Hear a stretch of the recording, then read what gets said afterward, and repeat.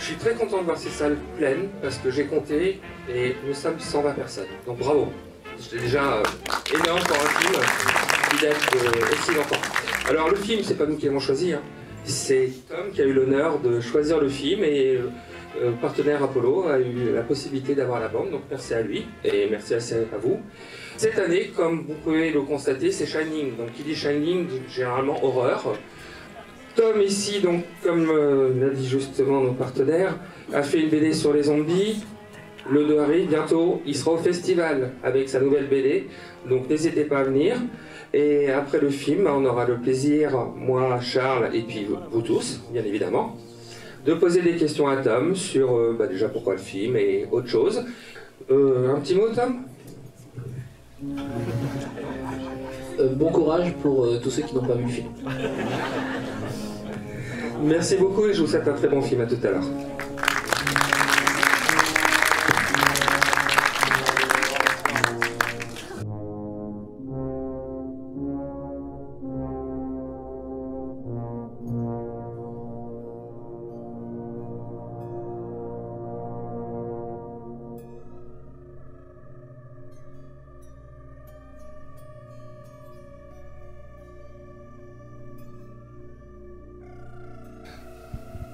Rebonsoir. Waouh, quel film quand même, hein. Il a quel âge? 40 ans. Je sais que c'est pas poli, hein, 43 exactement. 43 ans, c'est énorme quand même, hein. Et puis on parle toujours de Jack Nicholson, mais permettez-moi d'admirer le jeu d'acteur de la mère et de l'enfant. Je sais pas si vous ça vous fait piper, mais ouais, Tony quand même pas comme ça, j'ai un peu les boules quand même.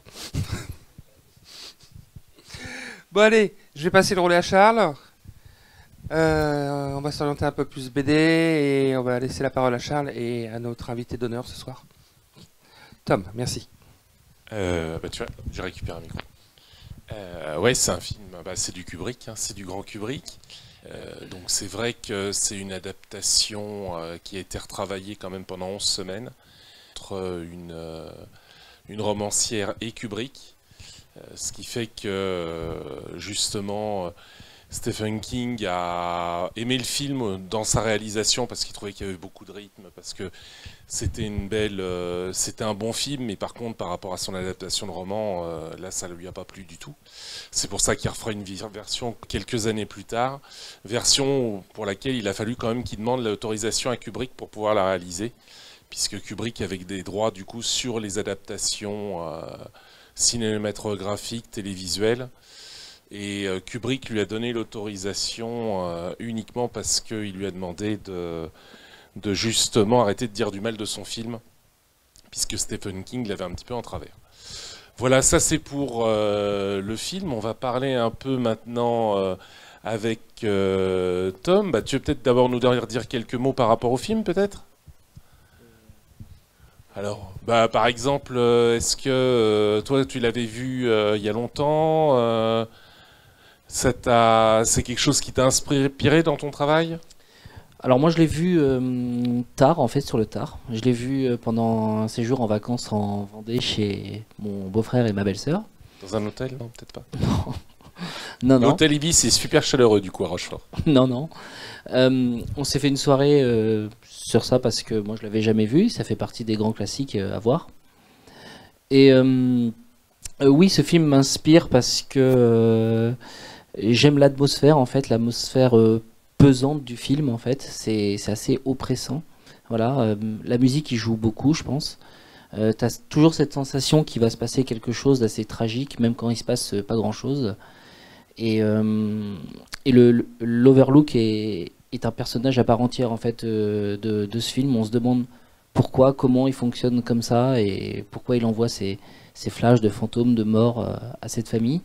Et c'est quelque chose que j'aime beaucoup, que j'ai pu retranscrire un tout petit peu dans ma BD sur certaines scènes. La scène notamment où mon héroïne est coincée dans sa chambre à elle, qui est la 237 d'ailleurs, j'ai fait un clin d'œil. Et un psychopathe lui parle à travers la porte, et j'ai pu reprendre quelques scènes de Shining quand Jack Nicholson reste derrière et commence à lui crier dessus. Voilà. Oui, donc vraiment quelque chose qui t'a inspiré pour ton travail. Il y a d'autres films comme ça qui t'ont inspiré sur justement les 2 tomes d'Evolution Z, entre autres? Un deuxième film qui m'a marqué, c'était mon deuxième choix d'ailleurs pour ce soir, c'était Dernier train pour Busan, où j'ai trouvé le film paradoxalement les acteurs pas très bons, mais les zombies extraordinaires. J'ai vraiment eu cette sensation d'avoir comme si toi, moi, on était coincés dans un train SNCF, voilà, avec monsieur, madame, tout le monde en fait. Et des zombies arrivent de nulle part, on ne sait pas pourquoi, on ne sait pas comment, c'est la vie de tous les jours. Et tout d'un coup, ces gens sont oppressés, on n'a pas comme dans Walking Dead, des gens avec des arbalètes, des trucs un peu badass qui permettent de se défendre. Non, ça arrive et c'est tout, on ne comprend pas pourquoi, on ne comprend pas comment. Et les zombies qui te sautent dessus, qui te courent dessus, sont complètement fous. Et ça, c'est quelque chose que j'ai essayé de mettre dans ma BD. Ouais. Du coup, c'est donc des films qui t'inspirent, qui ont permis peut-être de t'enrichir. Au final, tu travailles avec une scénariste qui, je crois savoir, t'envoie du coup des descriptions de planches assez précises, même si elle te laisse une certaine latitude. Comment tu lui amènes du coup, justement, puisqu'elle va pas par exemple te dire telle scène, je la pense façon un peu Shining, elle va te décrire, il se passe ça par rapport à l'histoire. Du coup, toi, comment tu lui amènes justement ton envie d'hommage quelque part du monde cinématographique? En lui en parlant. Que ce soit sur Shining ou sur le deuxième film dont tu parlais. En lui en parlant, en lui disant ce que moi m'inspire pour faire des scènes de zombies et de monstres. Notamment pendant mon tome 1, j'étais beaucoup sur The Last of Us, le jeu vidéo. Donc c'est quelque chose que j'ai essayé de mettre dedans, le côté un petit peu on se cache des zombies, on se planque derrière des caisses et on les contourne pour éviter de faire du bruit, pour éviter qu'ils nous entendent. Donc je lui en parle, j'envoie des références, des vidéos et je lui dis comment moi je pense la scène par rapport à ce qu'elle m'a écrit. Et elle, du coup, ça lui a donné envie de te dire bah, j'aimerais bien qu'il y ait tel hommage ou que tu t'inspires de telle chose dans le film, ou elle est un peu moins dans cette connaissance-là de l'univers zombie ou horreur de façon plus large? Non, elle me laisse faire totalement. Voilà. Elle a pas de... C'est pas quelqu'un qui se penche beaucoup sur les trucs d'horreur justement, et c'est ça qui est intéressant avec ce que peut faire Sissi, c'est qu'elle me laisse porter toute cette atmosphère horreur et sombre, parce que c'était un peu ma patte personnelle dans cette BD quoi. Donc je me laisse porter par ce qui m'inspire et j'y vais tout simplement. D'accord. Quand tu travailles du coup sur ton album, tu peux nous dire un petit peu comment tu travailles? Tu travailles sur ordinateur, tu travailles comment? Tu peux nous en dire quelques mots s'il te plaît? Alors, pendant mon tome 1, durant l'un des confinements, je me suis fait former à la tablette graphique. Avant, je travaillais en traditionnel, papier, crayon, gomme, stylo pour ancrer. Et pendant le confinement, voilà, je me suis fait former par une auteure sur tablette, parce que elle m'a dit tu vas voir, tu gagnes du temps, tu vas voir c'est bien, il y a beaucoup de possibilités. Donc à partir de la planche 42 du tome 1, je suis passé sur tablette graphique, et sur le tome 2, j'ai fait tout mon album sur tablette graphique. Comment je travaille? Je reçois l'intégralité de l'album en PDF. Et je fais un storyboard, un brouillon que j'envoie à mon éditrice et à ma scénariste. Et à partir de là, ils valident les plans de vue pour voir si je fais pas trop de redondance, si je fais pas trop de gros plans, si peut-être faudrait mettre un peu plus de décor. C'est un travail d'équipe, de collaboration en fait. Et à partir de là, dès que je le sens, j'entame les planches tout simplement. Tout ce travail de storyboard, tu le fais aussi sur tablette graphique? Ouais. Ça dépend. Ouais. Souvent c'est sur tablette graphique. Des fois c'est je prends une feuille, crayon, j'en fais plusieurs d'affilée, j'en envoie 5, 10 et ils valident. Et vu que j'ai très envie de me mettre sur mes planches, je fais pas toujours l'intégralité de l'album par storyboard. Je fais hachurer sûrement. Voilà. Je fais 5 par 5 ou 10 par 10. D'accord. Bonsoir. Bonsoir. Je m'appelle Lise et en fait je voulais savoir, parce que j'ai pas forcément tout saisi, l'histoire elle vient de vous vous mettez en collaboration avec quelqu'un, ou on vous donne l'histoire et vous faites les dessins? Alors l'histoire elle vient de quelqu'un d'autre, elle vient de ma scénariste qui s'appelle Cécé Mia, qui est une scénariste qui travaillait pour les éditions, pour les éditions Dupuis, qui leur a écrit un scénario science-fiction avec des ados et des zombies. Et ils ont cherché dessinateur, et moi j'ai fait des essais pour Dupuis pour être ce dessinateur justement.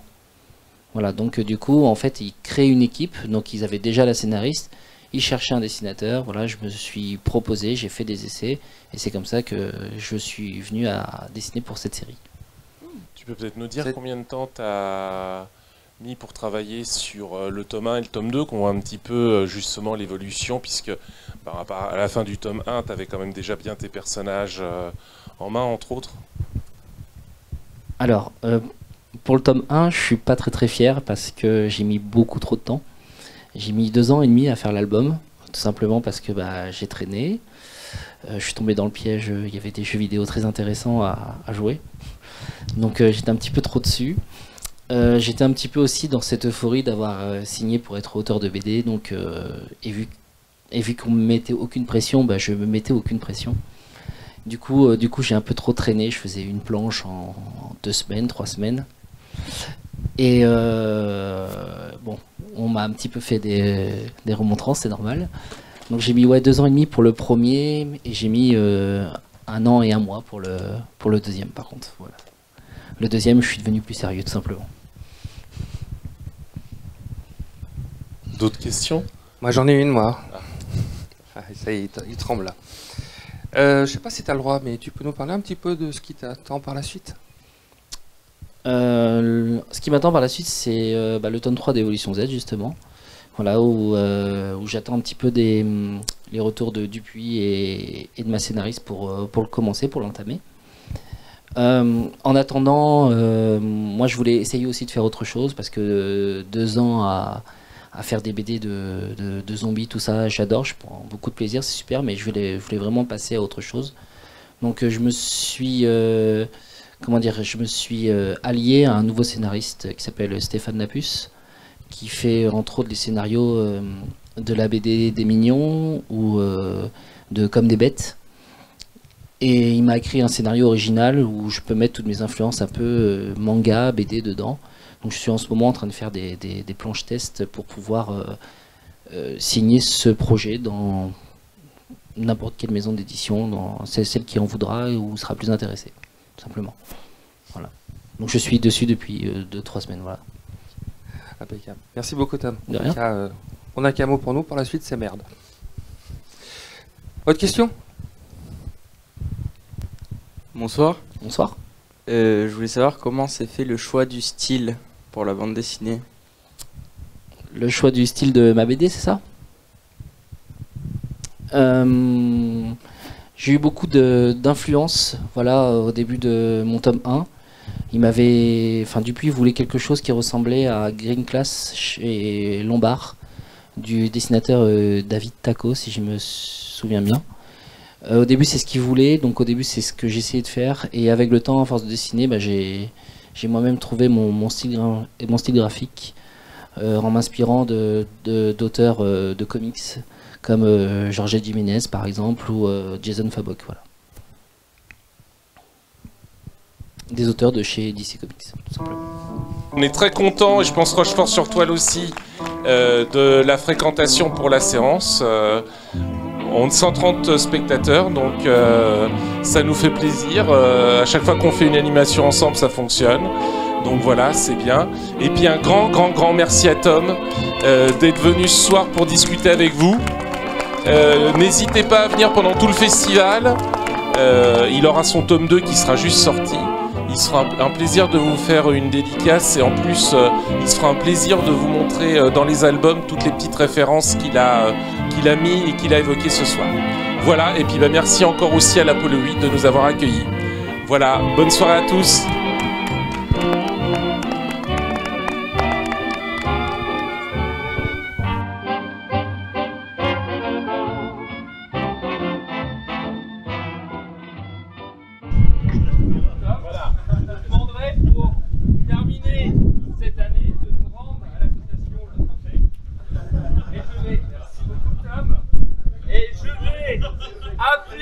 Le gagnant gagnant de cette année